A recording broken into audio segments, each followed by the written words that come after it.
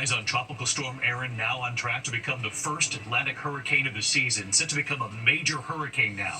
Tropical Storm Erin with winds up to 45 miles per hour right now. The forecast suggesting Erin could become a major hurricane by this weekend. Tonight, you'll see what the models now show. Will it hit the U.S. or will it turn? And the risk up and down the East Coast. Ginger Z is here.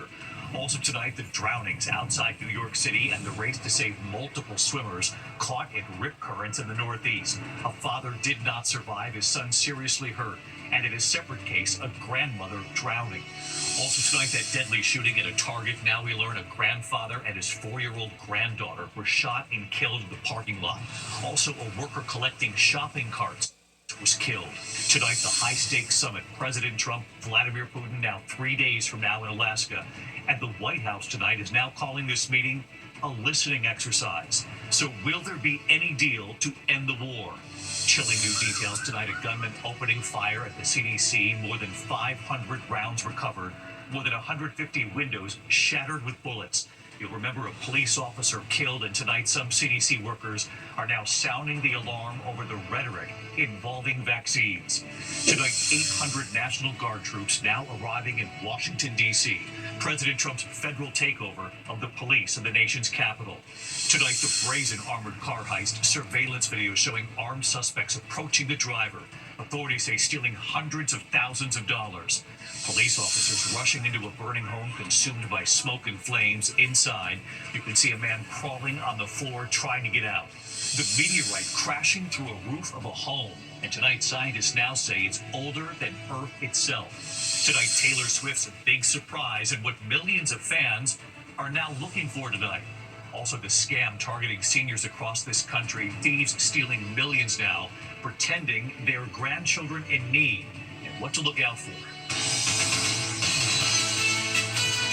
From ABC News World Headquarters in New York, this is World News Tonight with David Muir. Good evening, and it's great to have you with us here on a very busy Tuesday night. We do begin tonight with what could become the first major Atlantic hurricane of the season.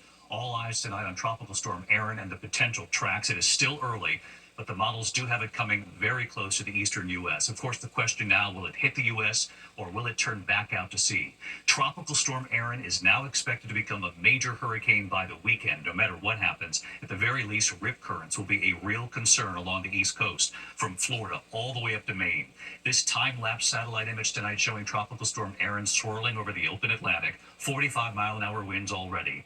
And you know it's that time of year again when we show you the spaghetti model, showing the potential paths, some bringing the storm very close to the East Coast, and many of these paths, at least for now, showing it being held at bay right there off the East Coast. And amid the warnings about rip currents that will come, tonight the waters have already been deadly. Rescuers on jet skis rushing to help multiple swimmers in Seaside Heights, New Jersey. A father died, his son seriously hurt. And in a separate incident right outside New York City, a grandmother drowning off Brooklyn's Manhattan Beach. Let's get right to Chief Meteorologist Ginger Z tonight, tracking this again with us. And Ginger, they now believe this will become a major hurricane. The question, of course, will it be held off the coast, which, of course, is what we're all hoping for here.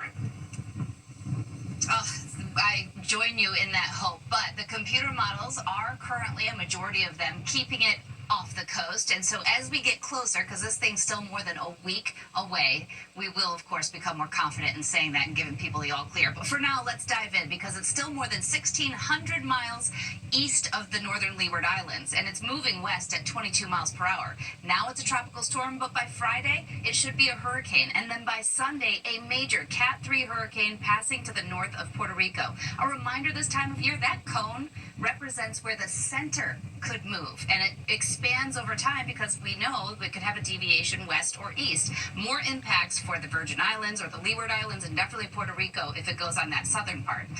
This is what we're watching steering it, the Bermuda High, and the more that shrinks, the more it hugs it. More impacts to Bermuda, less to the United States. That trough will squeeze it between the high, and that's why we think that a majority of this will stay away from a landfalling storm. But I can promise you, you got beach plans next week, you will see rip currents and high surf along the East Coast, David. We'll be watching it every day here with you right up to this hurricane potentially coming closer to the U.S. And obviously, as they say, it will be a major hurricane now. So that's, of course, why all eyes are on this. Ginger, thank you. We'll see you in the morning. Now, Now, as I mentioned off the top, the dangers of rip currents that will come with this already here in the Northeast. 2 drownings reported in just the past 24 hours. Rescuers racing to get to several swimmers trapped in currents. ABC's Ike Kajachi tonight. Tonight, relief from record-breaking heat turning deadly in the Northeast. Once it gets in your lungs, it's tough. This was the scene in Seaside Heights, New Jersey around 7 p.m. Monday. Members of the fire department scuba team using jet skis, racing multiple distressed swimmers caught in rip currents to shore. Eileen Russo saw it all unfold. I don't know if they knew how to swim, but like I said, even if you knew how to swim, the water was just too rough for you to handle. The 5 swimmers, all part of the same group, were caught in a rip current. Authorities say a 31-year-old man drowned, and his 16-year-old son was seriously hurt. The ocean's a dangerous playground. It could take you in a second. Not long before that rescue, another incident in New York City. A 77-year-old grandmother, Ludmila Marshenko, spotted off Brooklyn's Manhattan Beach. Citizen app video showing her being raced to an ambulance. She was pronounced dead at the hospital. In both incidents, lifeguards had just left for the day. David, officials here at Manhattan Beach say there's a moderate risk for rip currents here tonight, and they're begging people to stay out of the water when no lifeguards are on duty. David? Ike Kajachi with us here tonight. Ike, we appreciate it. This evening we are learning chilling new details about this deadly rampage at a Target store in Austin, right during the height of back-to-school shopping. Well, tonight we've learned a grandfather and his 4-year-old granddaughter were shot and killed in the parking lot, as well as a Target worker who was collecting shopping carts. The gunman then escaping in that grandfather's car. Here's Trevor Ault. Tonight, authorities in Austin say a man with known mental health problems, Ethan Ninecker, used a family member's handgun to kill a Target employee collecting shopping carts and then killed a grandfather and his 4-year-old granddaughter. The suspect, Ethan Ninecker, first shot Mr. Martinez Machuca as he was collecting carts in the parking lot. He then approached Chow's family vehicle, shooting and killing Mr. Chow and the 4-year-old before assaulting Mrs. Chow. Authorities say Ninecker stole the Chow's car and crashed it, then went on a rampage, trying to steal a water truck and then assaulting a woman and stealing her white Volkswagen. That car, seen here on another driver's vehicle camera, seen damaged and driving erratically. He also attempted to break into a Waymo vehicle, vandalized the home of an acquaintance, and was later seen naked in a residential backyard. Police using a taser to bring him down. He said that he was Jesus, and there was really no reason whatsoever given. It was a completely random choosing of the victims. David, this suspect has a lengthy record of violent crimes, and he's now facing multiple murder charges. Authorities also want to find out how he got hold of a weapon. David, Trevor Ault reporting again tonight. Trevor, thank you. Now to the high-stakes summit between President Trump and Vladimir Putin, now 3 days away.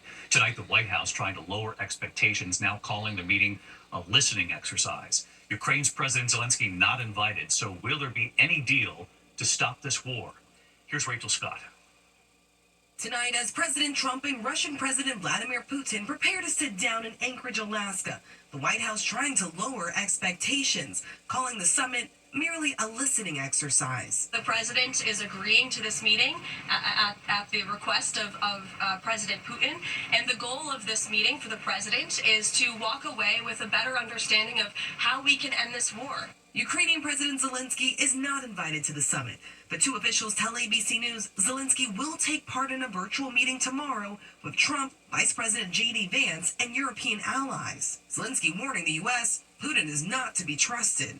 Він точно не готується до припинення вогню. He's definitely not preparing for a ceasefire or an end to the war, Zelensky said. Putin is determined only to present a meeting with America as his personal victory and then continue acting exactly as before.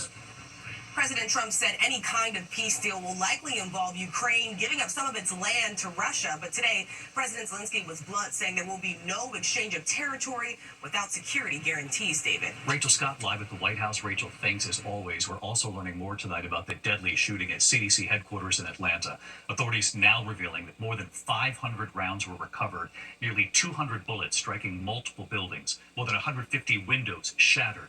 The suspect allegedly blaming the COVID vaccine for his mental illness. An officer was killed. And tonight, the suspect's own father calling 911, fearing his son was involved in this. You will hear his frantic call. Faith Abube at the CDC tonight. Tonight, stunning new details in that attack on the CDC that left a Georgia police officer dead. Authorities authorities revealing hundreds of shots were fired, saying the suspect targeted the federal agency over his mistrust of the COVID-19 vaccine. Police say they recovered more than 500 shell casings at the scene, nearly 200 bullets striking 6 CDC buildings, more than 150 windows shattered. Tonight, law enforcement agents saying the suspect, Patrick Joseph White, had written documents that express his discontent with the COVID-19 vaccine. The overall content of one of the documents was more of wanting to make the public aware of his distrust of the vaccines. Neighbors and police say the shooter claimed the COVID vaccine made him depressed and suicidal.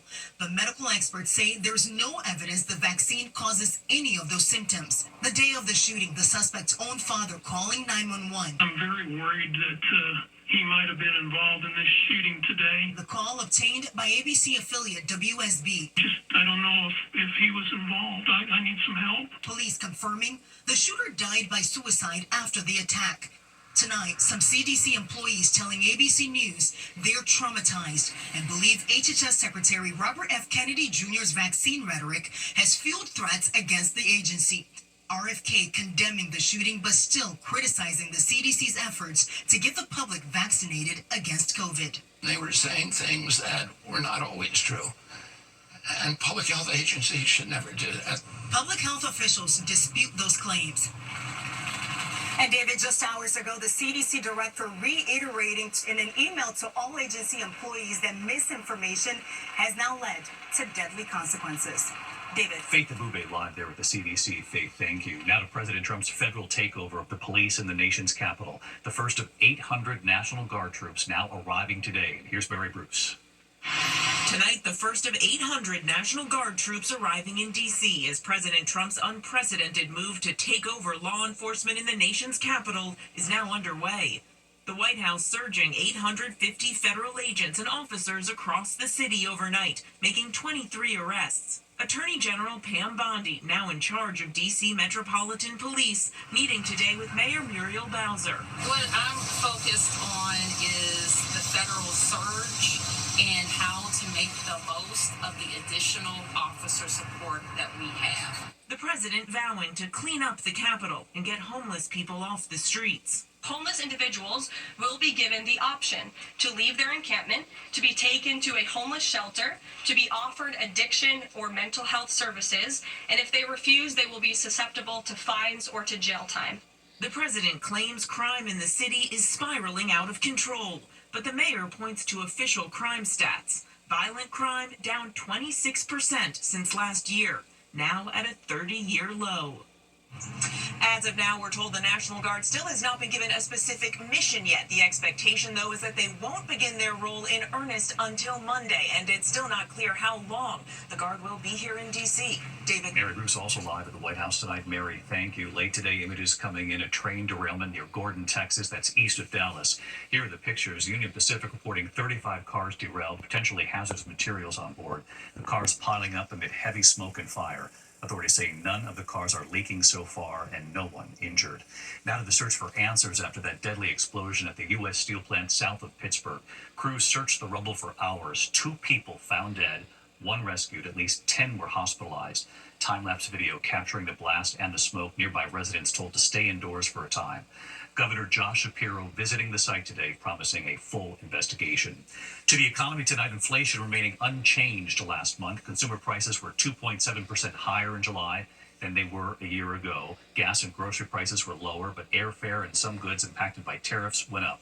The market's closing up on the news, the Dow gaining 483 points, in fact. Investors now hoping there will be an interest rate cut come September. When we come back on this busy news night, the scam targeting seniors across this country, thieves stealing millions, pretending they're grandchildren, and what to look out for. Also, we remember an actress tonight from a favorite sitcom. The brazen armored car heist, and you'll see it, surveillance video showing armed suspects approaching the driver and what they got away with. And tonight, Taylor Swift's big surprise making news, what millions of fans are now looking for tonight in a moment. Tonight, a police manhunt is now underway for 2 suspects wanted for an armored truck heist in Philadelphia. Surveillance video showing one suspect armed with a rifle, the other a handgun. They approached the driver, who had just made a delivery. Police say they made off with about $700,000 in cash, leaving in a black Acura.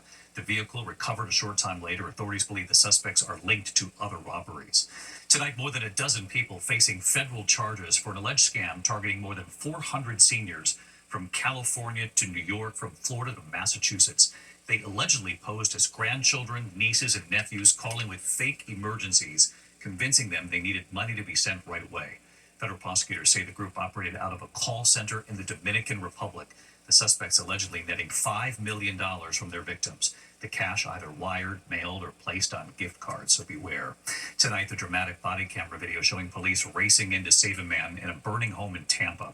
Officers running into the flames, a man spotted inside, crawling on the floor, trying to avoid the smoke. Officers pulling him to safety. The man treated for smoke inhalation. He is expected to recover. Brave work by those officers. When we come back tonight, the meteorite crashing through a roof of a home, and what scientists have now revealed about this. It's quite something. And Taylor Swift's surprise announcement tonight, and what fans are now searching for. To the index of other news tonight, scientists now confirming it was a meteorite that smashed through the roof of a home in McDonough, Georgia, and that it was 20 million years older than Earth itself. Nicknamed the McDonough meteorite, it was seen streaking across the sky in June. Researchers say it's more than 4.5 billion years old. We do have a passing to note tonight. Actress Danielle Spencer has died after a long battle with cancer. Best known for her role as Dee Thomas on the 1970s sitcom What's Happening. Former co-star and longtime friend Haywood Nelson calling her brilliant, loving, positive, a pragmatic warrior. Danielle Spencer was 60. Tonight, Taylor Swift with a couple of major surprises for fans. Not only has she revealed her 12th album is now on the way, she announced it by making her first appearance on the New Heights podcast with boyfriend Travis Kelce and his brother Jason. So I wanted to show you something. Okay, what do we got? We got, A briefcase. Yep. Mint green with TS on it. Yep. What's in it? This is my brand new album, The Life of a Showgirl. TS12! The announcement of her 12th album posted at 12:12 this morning on this, the 12th day of August. Fans now combing over the video looking for any possible clues in the background there. The full episode posts tomorrow. Finally tonight here, the parents who saw something in their son and started climbing, but they never imagined this. The 11-year-old, the American flag, and the record. America Strong. Tonight, the 11-year-old boy from Colorado Springs, Colorado, reaching new heights and shattering world records. Sam Evermore has been climbing since he could walk. His dad, Joe, encouraging his passion, climbing right along with him. The two training together, getting stronger and better every day, every year. 3 years ago, when Sam was just 8, father and son summiting El Capitan in California's Yosemite National Park. After 4 days and 3 nights, Sam making history, becoming the youngest person in the world to ever reach the top, simply using ropes to get there. And tonight, Sam making history again. Off and on for a year now, father and son have been trying to reach the top of the famed Matterhorn in the Swiss Alps, between Switzerland and Italy. One of the most iconic and dangerous peaks in the world. Last year, they made it within 1,000 feet before having to turn back. The weather conditions too dangerous. But tonight, 1 year later, father and son back at it. A documentary team following with a drone, climbing the mountain at sunrise, through the snow with a professional climbing crew, helping them ascend the difficult, dangerous terrain up nearly 15,000 feet. And this is the moment Sam, holding the American flag, makes it to the top. All right. That's the summit. Congratulations. Good job. Tonight, Sam is now the youngest American ever to summit the Matterhorn. And right here tonight, hey, David. Sam and Dad Joe back at base camp, telling us they got a little sunburn, but they got a world record too. I'm hoping that my story inspires fathers and sons to get out and do something that seems impossible. Making us proud, Sam. I'm David Muir. I'll see you here tomorrow. Good night.